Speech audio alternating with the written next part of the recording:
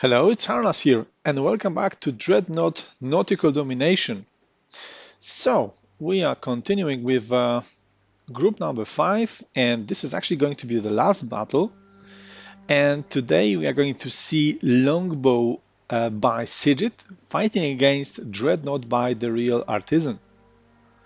And there was some changes made to the Sigit's boat because no it basically had no materials to run its steam engine. I'm not sure why this was this way. Is it because some game patches, or I don't know, simply wrong resource management? I'm not sure, but I allowed Sigit to submit a lighter version, so without the secondaries, with some ammo removed as well, just to be able to have a good starting budget.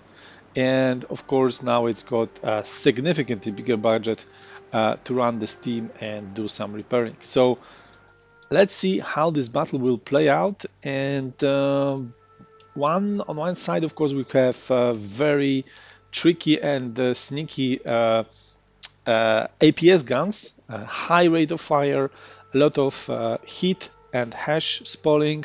And on the other side, we've got more conventional, shall we say, railguns backed up with some serious cram firepower. So, without any further ado, let's start the battle. All right, we can see some tracered around, just hitting the bow. Not really doing huge amount of damage, but okay, there is something. And the Dreadnought is slowly turning to bring all its guns to bear, just to get advantage of that high rate of fire. But as he does it, he ate some good cram salvo here.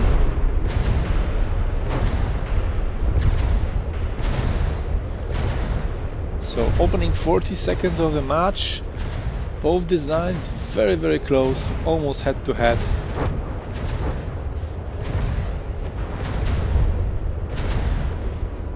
Okay, those cramps connected. I think those cramps can make the difference. I'm not sure if it's going to be the case, but I think that's a big advantage, having those cramps.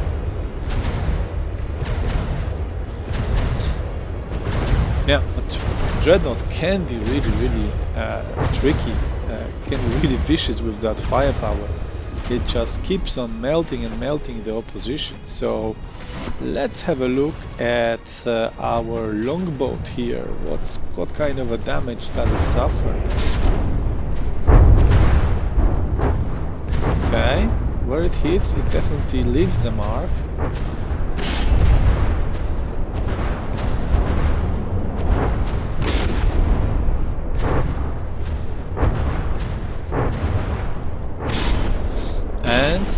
It looks like the artillery DPS fight is actually being won by the APS ship, which is quite surprising, to be honest. You know, I didn't really put too much faith in APS, but Dreadnought seems to really melt its opposition quite quickly. Let's have a look at the damage side. And yeah, it happily plows through all that layers. And actually, yeah, Longboat has this sort of layered protection. So one could imagine that it should be somewhat resistant to heat and hash, but hey, looks like it's not really the case. Of course, those shells, they also have a significant HE element, but APS HE wasn't really something to be scared too much when the crowns can deliver the same payload, but cheaper, basically, over those distances.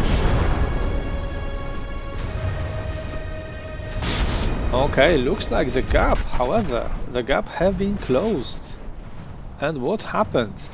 Yeah, I was rambling here and looks like we had some kind of explosion or something. And yeah, the Dreadnought is on its side. I'm not really sure what happened. I hope that this is not a bug, because sometimes with steam ships we tended to have this kind of problems. So I wasn't really paying attention too closely to that, to what really happened to the ship, but okay, steam turbine is definitely off. Propellers also seem to be off. Okay, it's got active stabilization, which seems to be acting, but I'm just thinking about maybe the ACB was destroyed, that was responsible for maintaining this kind of a good roll stability, and maybe it just stayed in that position, and this meant that the whole ship just rolled over. Could be, and it's a very, very unfortunate event if that was what really happened.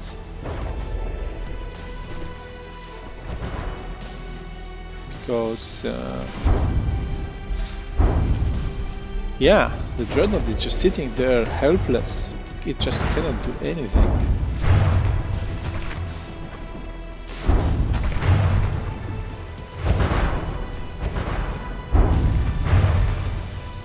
Yeah, I'm pretty sure that this was the thing.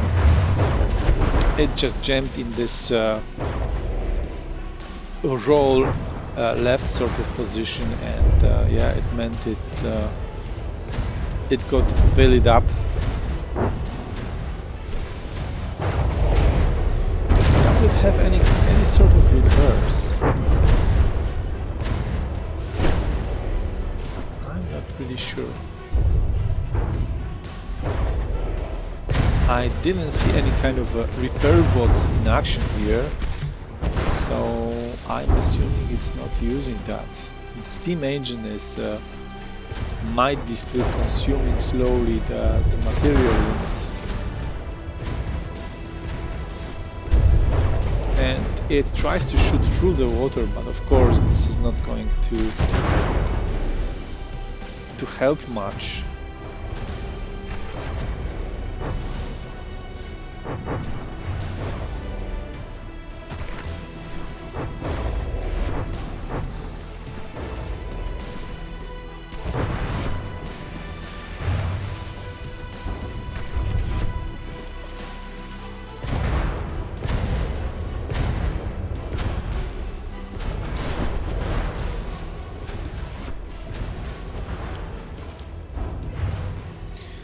Okay, the explosions slowly roll it, but I don't think it's going to be able to recover, and those the position of those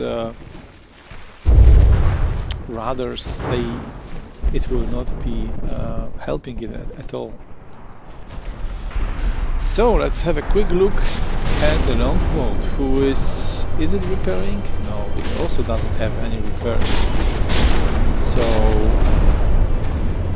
it's just using what it has left in terms of the guns, and that's nearly its full set, and try to finish the job.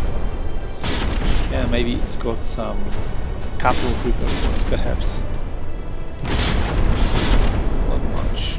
Yeah, maybe along the boat somewhere.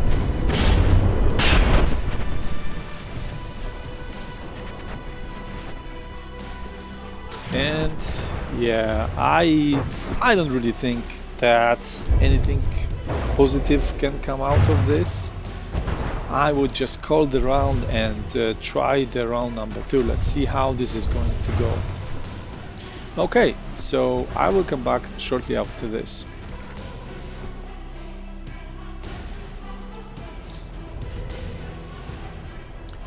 Alright, and we are back. Guns blazing again. The turbine is starting to get to speed. Guns to bear, and let's see if we are going to see any more of those issues that we saw before. Okay, torpedoes away as well. Yeah, definitely this area must have been hit because even the torpedo wasn't really firing, so it must have been this vulnerable spot that was sniped. Because now the roll control, yeah, it seems to be working perfectly. Okay, so good luck not losing this one because the first run was really going in Dreadnought's favor, and it just lost this critical element. And now looks like the rear gun is disabled, so the firepower will definitely drop. And looks like the marginal advantage is on Sigid's side. Maybe not that marginal anymore because it just shot off that disabled turret, but also got hit in return, it seems. And that dangerous spalling hitting the turret, but it's still holding.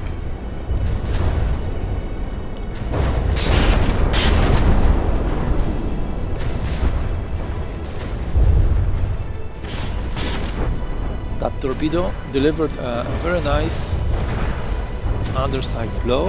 I think this is a good idea, just to try to make those storms hit the underside, because it can be light. In the case of Sigid, though, it seems like just one layer of oblique, so that's not too durable. Oblique has, of course, no armor stacking, so all you have to do is just to remove one element on the sides. So yeah, like here for example, right? We are already in the engine room. So let's see, but how the battle is actually going in terms of HP. So alright, Dreadnought again is winning, but it's a very slight win, I would say, and looks like the Longboat was actually trying to sail out of bounds for some time. I didn't notice that. 21 points, penalty points have been incurred, so yeah, this can be dangerous if it loses ability to move and steer. And it seems that only this backup forward propeller is doing is managing that. It can be a big issue, especially when you are using APS guns and crams and doing all the recoil. It just can push you away, and that can be catastrophic.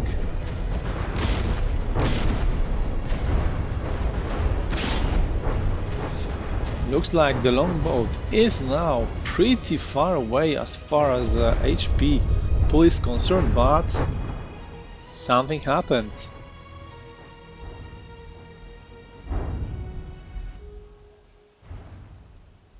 Okay, did we have critical hit?